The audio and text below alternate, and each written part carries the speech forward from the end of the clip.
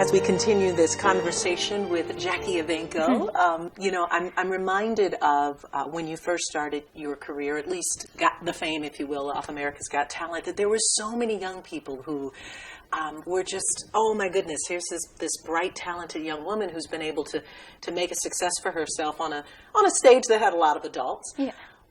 What would be some of the tips and strategies and maybe good information that you would give to a young person who's interested in getting their career started in music and entertainment? I would say definitely use YouTube as a tool, because that definitely helps you get out into the public eye, and it's getting more popular throughout the years, so that's a great place to go. If you do get there to a chance where you're on a talent competition or on America's Got Talent, remember to stay calm and just remember that, think of it as you're singing in front of just your mom, because even if it's not helping at all, subconsciously it does help slightly, and it helps you to kind of shake off the nerves sooner and help you get through things quicker. What are some of the challenges that you faced that, obviously when we face challenges, we don't know that they're coming. We don't realize that this is coming up. And those things that you faced, you got over. Maybe a few things that you faced that, just were so unexpected that you just decided that you weren't going to let it impact you. Yeah. Well, I mean, there's little things like coughing on stage, and then you kind of have to stop a song, get off stage, take a moment to recompose, and then come back on stage. There's moments like those, and then there are things like competition in terms of trying to get out there and seen, but then there's another person who comes along who is just as good as you. So it's kind of a head-to-head battle there. But basically, that's just it. When you think about when you're writing your music and composing it in your head before it ever comes out of your mouth, what inspires you to do it? How do you go from conception, go from a thought to actually making such beautiful music? It's really hard to describe, because it's just like how you feel angry or upset and sad or happy. It's just kind of comes like that. It's a feeling, it's a mood that you get where you just feel creative and you want to do something like create music, and so you do that, and it's something that I can't really describe very well.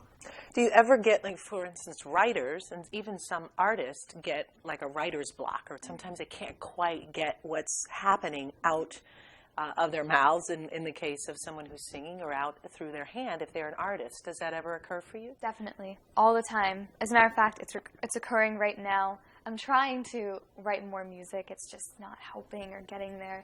And I think it's just because you grasp onto this idea of something that sounds so amazing to you, and then you get stressed out because it's not sounding exactly the same, and then that stress kind of blocks you, and you got to calm down for a bit.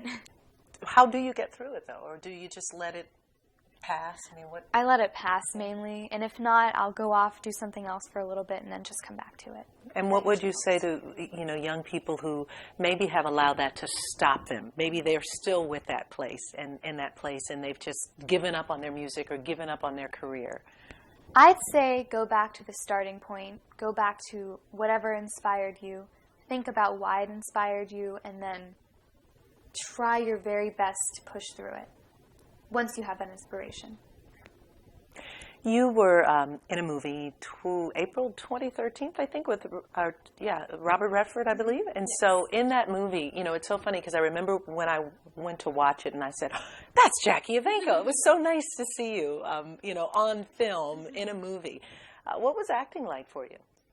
It was very fun. Acting is pretty similar to singing in a way that you have to interpret emotions from inside to match what you're saying or singing.